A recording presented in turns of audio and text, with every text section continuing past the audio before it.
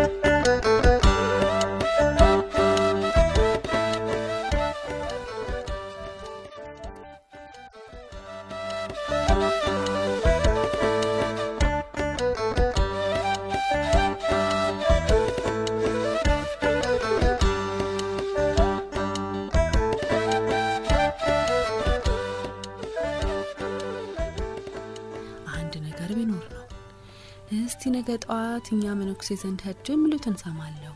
አይ የነንኮያ አባት በኖሩ እዛቸው እኮ እኔ የተሻለ ህልም መፍታት ይችላሉ እያሉ ሲገላበጡ አደሩ።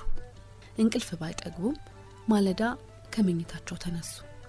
ውዳሴ ማርያማቸውንና ዳዊታቸውን ደግመው መነኩሴው ጋር ለመሄድ ሲዘገጃጁ የደስደስ ስሜት አቅበጠበጣቸው። ቁርስ ላደርግ ሳይሉ አሽከር አስከትለው ወጡ። መነኩሴው ወፍታ ጊዮርጊስ ግቢ ውስጥ ጥድ ስር ተቀምጠው መቁጠሪያ ይዘው ይጸልያሉ። ዮልያና ወደ ቤተክርስቲያኑ ሄደው ከተሳለሙ በኋላ መነኩሴው ጸሎታቸውን እስኪጨርሱ ድረስ ፈንጠር ብለው ድንጋይ ላይ ተቀመጡ። መነኩሴው ጸሎታቸውን ሲጨርሱ ለዮልያና እጅ ነሱ። ዮልያና ተነስተው እጅ ነስተው ሲቆሙ እንዲቀመጡ መነኩሴው በመልእክት ነገሯቸው። ዮልያና ድጋሚ እጅ ነስተው ጠጋ ብለው ተቀመጡ። ስለ ጤንነታቸው ከጠያየቁ በኋላ ያው መቼም እርሶ ዘንድ መመጣው አንድ ነገር ሲገጥመኝ ነው። ዛሬስ እንኳን አንድ ዘመዴ እልማይታ ሚፈታልኝ ብትለኝ ነው የመጣሁት። ድቅድቅ ያለ ጨለማ ይመስለኛል አለች። ፀሐይ ሀተኛውበት ድረስ ገብታ ቤቴንና መላ ሰውነቴን አበራችሁ። ሀያ በኋላ ፀሐይቱን ተጎነጽፊያት የተኛው ይመስለኛል ብላ ነገረች። መነኩሴው በጣም ሞና ካዳመጡ በኋላ ብርሃን ስልጣን ነው፣ ያለ ህልም ያየ ሴት ንጉስ ትወልዳለች አሏቸው። ዮልያና ደነገጡ። ህልሙን ያየችው ሴት እንግዲህ መውለድ አትችልም፣ እድሜዋ አልፏል፣ የወር አበባም የላት አሉ። ሀዘር ይፈጠማል፣ ህልጅም ይሆናል። ዮልያና በሐሳብ ከሄዱበት ተመለሱና ህልሜ ጋር መሆኑ ነው፣ ድንቅ እግዚአብሔር ፈቃድ ይፈጠም ብለው ልጃቸውን የጎንዮሽ ተመለከቱ። ወይዘሮን ኮዬ ግን የቅድስት ወለተ ጴጥሮስን ንግር ታስታውሰው እናታቸው እያዩአቸው መሆኑን ልብ አላሉ። ባጼ ሶስኒዮስ ዘመን የቆራጣ ገዳም እመምኔት የነበረችው ቅድስት ወለተ ጴጥሮስ መንገድ መሽቶባት ለአንድ ምሽት አያቶቻቸው ቤት አርፋለች። የቤቱ መቤት ሌሊት ላይ ድንገት ምጥ ጸንቶባት ወደ በረት ተወስዳ ሴቶች መቀነታቸውን ወንዶች መታጠቂያቸውን ፈተው ሲጸልዩ ወለተ ጴጥሮስም መቀነቷን ፈታ ፊቷን ወደ ምስራቅ መልሳ አጥብቃ ጸለየች። ሴቲቱም ወንድ ልጅ በደህና ተገላገለች። ወለተ ጴጥሮስ በማግስቱ መንገድ ከመጀመሯ በፊት ዘጣም ዘር መልካም ዝናው የሚነሳ ንጉስ ይወለዳል። ንግስቲቱም በስራዋ ስሟ ሲወሳ ይኖራል። ህዳር ዳርም ሀገሯን ታስከብራለች ብላ ቋራን ምን ጊዜም ማብቀይ መልካም ፍሬ በቀልብሽ ብላ ተሰናብታ ወጣች። ረገኝ ንግስቲቱ ወለቴ መሆኗ ነው፣ ንጉሱ ደግሞ ሐሷ የሚወለደው ነው አሉንኮዬ። ኢሳይያስ ምን ታስባላችሁ ለሚለው ጥያቄው መልስ ባለማግኘቱ ለጠይቅ አልጠይቅ እያለ ከራሱ ጋር እየተሟገተ ቆይቶ ዛዲያ ምን አሰባችሁ ግራማች አላቸው። ግራዝማች መልስ መስጠት ፈልገው ምላሳቸው ተቆለፈ። አረ እንደው መቼም ድምጻቸው ተቆራረጠ። የጀመሩትን ለመጨረስ ቃል አጠራቸው። ኢሳይያስ ከቆመበት ቀጥሎ መቼም ብሎ ግራዝማችን አያቸው። መቼም ለልጅዎ ለንጉስ ሚስትነት ሀመታጨት የበለጠ እድል ሀይት ይመጣል። የጎንደር ወይዛዝርት ሆነ የጦቢያ የንግስታት ዘሮች ሁሉ ያላገኙትን እድል እኮ ነው ያገኘች አላቸው። እድል እንዴት ሆኖ ነው እድል የሚሆን አለች ወለተ ጊዮርጊስ እያየችው። ዞር ብላ አባቷን ተመለከተቻቸው። እሳቸው የጭንቀት ስሜት አጥብቆ የተሰማቸው ይመስላሉ። ግንባራቸው ላይ ቸፍ ያለው ላብ ቁልቁል ሊወርድ ይጋበዛል። ሆዷ ውስጥ አንዳች ነገር ተላወሰ። ግንባሯን ያራሰውን ላብ በእጅጌዋ ጫፍ አባበሰች። ከበድ ያለ ጸጥታ ሰፈነ። ግራማች ዛዲያ ምን ያስባሉ አሉ ከሁሉም ተለቅ ያሉት እንግዳ። እንዳው ለነገሩ ጠየቁ እንጂ ግራዝማች ምርጫ እንደሌላቸው ያውቃሉ። ግራዝማች ግን በልባቸው ወአንተ ይወፍታው አልቅብህ ያ ሁሉ ባላባት አይናማ ልጅህን እያለ ለራሱ ሆነ ለልጁ አማላጅ ሲልክ ሆነኝ ጋር አንድ ቀን እንታረቃለን ልጅህን ለልጅህ በየሳበቃ እንዴት ለሌላ ሰጣለሁ እያልሁ የቆየሁትን ለካስ ልጅ ጣፈንቷ የሆኖ ኖሯል። አቤቱ እንዴት ያለ ድንቅ ያንተ ሥራ እያሉ ይደነቃሉ። አያሁነኝ ያዘለፍኸኝን ሁሉ የወፍታው ይቀር ይበልህ። በተልካሻ ምክንያት ተቀየመህ የዋሁኑ ጉድ ሆንህ። ያኔ ተባረከ ገራም ልጅህን በደልክ ይብላኝ ላንተ። የኔንስ የወፍታው ጊዜውን ጠብቆ ለዚህ አብቅቶልኛል እያሉ ያስባሉ። ልጃቸው ቤተ መንግስት ስትገባ እሳቸው ስማቸው ሲገን ሲሾሙ ሲሸለሙ ልጃቸው ወልደ ልዑል የቤተ መንግስት ባለሟል ሲሆን ወለል ብሎ ታያቸው። ኢሳይያስን መልከት ታደረጉና ይህ ሰው ልጅን እግር እስተራሷ ሲያየ ነበረው ለካሴን ይዞ መጥቶ ኖሯል ሲሉ ተገረሙ። እኒህስ ቢሆኑ እግራቸው እርጥብ በጎ ነገር ይዘው መጡ አሉ ሌሎቹን እንግዶች እያዩ። እንግዲህ ዘመድ ወዳጅ ደስ ይበለው፣ ጠላት ሁሉ ይፈር። እኛ ለዚህ ያበቃን ይወፍታው ያውቃል። ልጄ እድል ፈንታውኑ ቀድሞውኑ ተመድቦላት ኑሯል። ከሁሉም ተለቅ ያሉት እንግዳ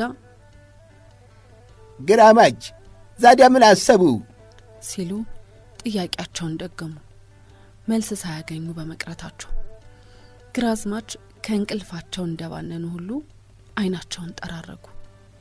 ጥያቄው ትዝ አላቸው። ከግንባራቸው ወደ ጉንጫቸው ያሽቆለቆለውን ላብ በጋቢያቸው ጠርዝ ተምተም እያደረጉ እንዴ ምን አስባለሁ ጃንሆይ ሲያከብሩን ንጉሥ ጠይቆ ለእኛስ ቢሆን ትልቅ ክብር ማዶልን ብለው በድንጋጤ የደረቀ አፋቸውን ለማላወስ ሞከሩ። ወለተ ጊዮርጊስ አባቷ ንጉሥ ጠይቆ ያሉት ልቧን እንደ ጦር ወጋው። በርግጥም ንጉሥ ጠይቆ እምቢ ሊባል እንደማይቻል ታውቃለች። አባባ እርሶና ባላምባራሱ ነኝ ስትቀያየሙ እኔና ጥላዬን እንደጎዳችሁ አላወቃችሁ። እናንተ ባትቀያየሙ ኖሮ እኮ እስካሁን ጥላዬ ጋር ተጋብተን ይሄ ሁሉ አይመጣም ነበር። የሰፈሩ ሽማግሌዎች ደጋግሞ እናስታርቅ ያላሉት ለምን ነው? እኔ እስከዛሬ ሽማግሌዎቹ መጥተው ያስታርቃሉ እያልሁ በሩን ሳይቆይቼ ይኸው ዛሬ እጅ ጠያቂ ሽማግሌዎች መጡ። ለመታደል ዳሮ አባባ እርሶ ምን ያርጉ? ያመረሩት ጥላዬ አባት ናቸው። እርሶ ቂም አያውቁም። ለመሆኑ ባላምባራሱ ነኝ እኔና ጥላዬን እንደበደሉን እንዳንጋባ እንዳደረጉን አያውቁም? ቤተሰቡንስ ቢሆን እንደዚህ ሀለያይተው መቀመጣቸው ትንሽ እንኳ አይቆረቆራቸውም? በቁስቋሟ ምን ያሉት ክፉ ምቀኛ ናቸው አለች።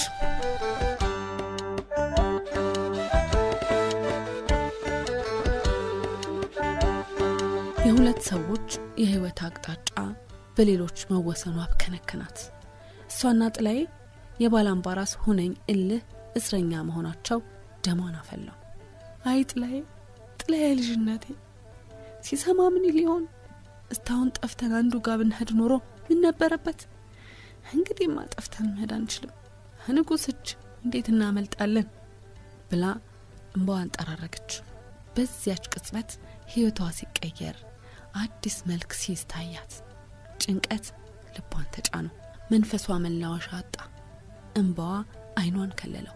አይኗን ለመጥረግ ስትሞክር መጋረጃውን ሳታስበው ለቀቀችው። ያለችበት ቦታ ጠበባት። የበለጠ ጨለማ ሆነባት። የምትተነፍሰው አየር ያጣች መሰላት። የተቀመጠችበት ዱካ ቆረቆራት። ጥያቄዎች በሐሳቧ እየተሽቀዳደሙ ተመላለሱ።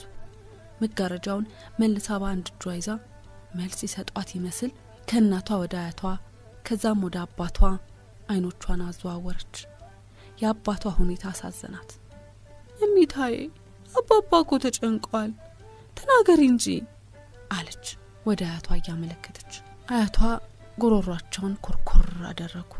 ጀርባቸው ላይ የወደቀ ሹሩባቸው ላይ ሸብ ያደረጉትን ከወተት የነጣ ሻሽ ነካኩና ልጃችንም እኮ ያጤ ልብነ ድንግል ወገን ነች። ያጤ ልብነ ድንግልና የቴጌ ሰብለ ወንጌል ልጅ አቤቶ ፊቅጦር ሐሳቸው ነነ። አጤ ሚናስና አጤ ገላውዲዮስ የእሳቸው ታናሽ ወንድሞችም አልነበሩ አሉ። ወይዘሮ እንኮዬ የእናታቸውን ንግግር ሲሰሙ ከሐሳባቸው መለስ አሉና በኩራት የነጠላቸውን ባለደማቅ ጥልፍ ጥለት አስተካክለው ሰማህ በሚል ሁኔታ ኢሳያስን ተመለከቱት።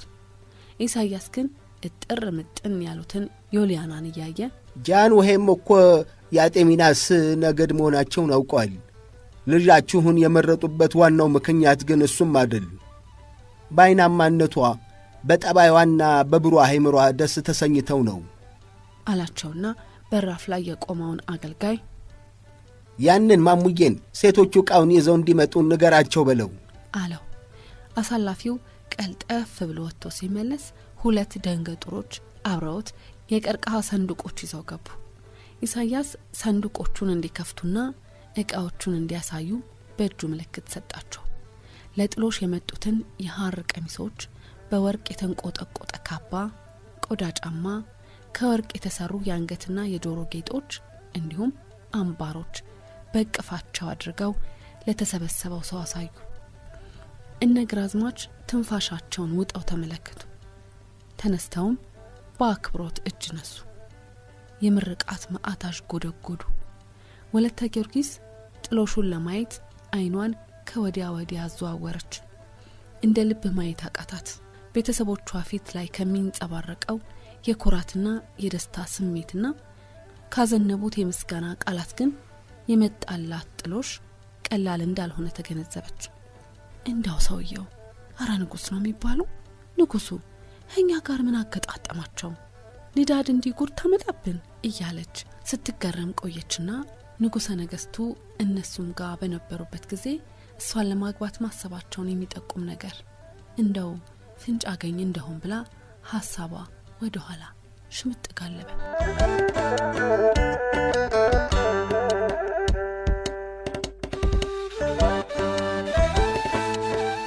ታማ በመጡ ማግስት እናቷ አዛዋት ፊታቸውን በጨርቅ ስታብስ ንጉሠ ነገሥቱ አይናቸውን ገለጥ አደረጉ። እንደደነገጡ አስተዋለች። ለምን እንደሆነ አልገባትም። እሳቸው አይናቸውን ከድነው በስመ አብ አሉ። አይናቸውን ድጋሚ ሲከፍቱ እነዚያው ይዘዋቸው የመጡት ሰዎችና እነግራዝማች ናቸው የከበቧቸው። ቅዠት ኖሯል፣ ትኩሳቱ ነው ሴት ልጅ ያየው ያስመሰለኝ ብለው አይናቸውን መልሰው ከደኑት። ወለተ ጊዮርጊስ አጥሚት ይዛ ተመልሳ መጣ።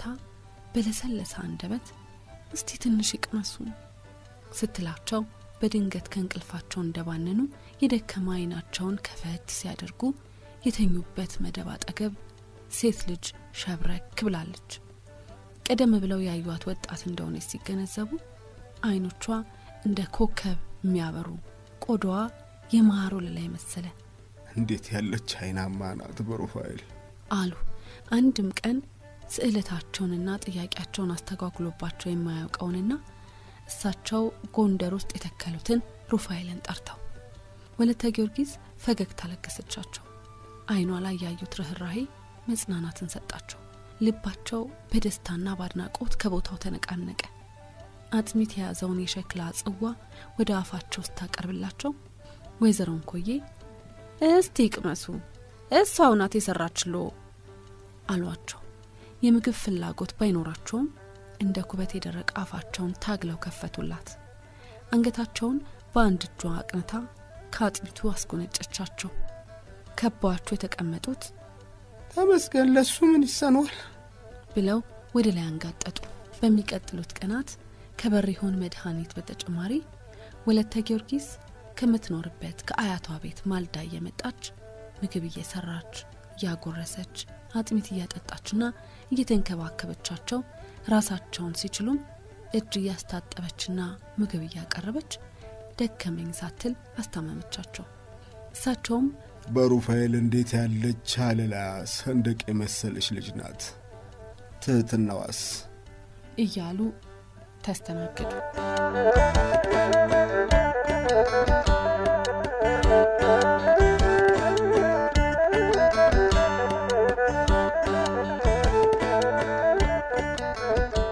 በተኙበትም ሰው ውልብ ባለ ቁጥር እሷ የመሰለቻቸው አይናቸው ሲባክን ሲያዩት ልባቸው ከአፎቱ ተመንጥቆ የወጣ ሲመስላቸው ፊታቸውን በውሃ ስታብስ የእጇ ለስላሴ ሊያስተኛቸው ሲቃጣው ትንፋሿ በሽታቸውን ከላያቸው ሲገፍላቸው ከዚህ ወዲያ ጥድቅ ሀያት ይገኛል። አቤት አቤት አቤት እንዴት ያለች መልከ መልካም ናት። ደም ግባቷ የተደራጀ፣ ጠግሯ እንደ ሜላት የተፈተለ፣ ወገቧ እንደ ንብ ንግስት የቀጠነ፣ እንደ እርጎ የረጋች፣ በምግባር የታነጠች እያሰኛ ከረማቸው።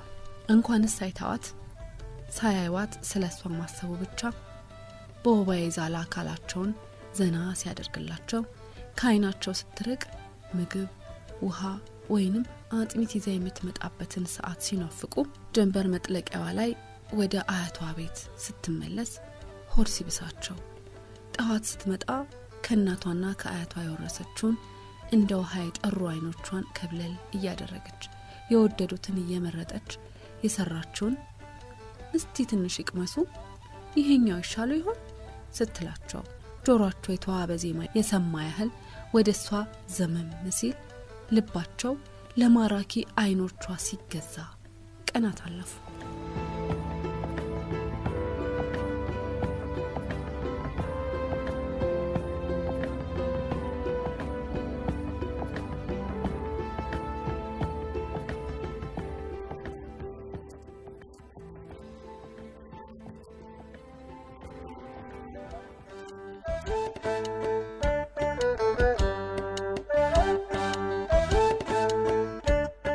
ምንትዋብ ታሪካዊ ልቦለድ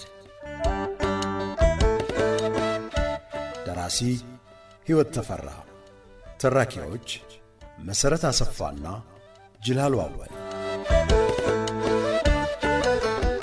ምንትዋብ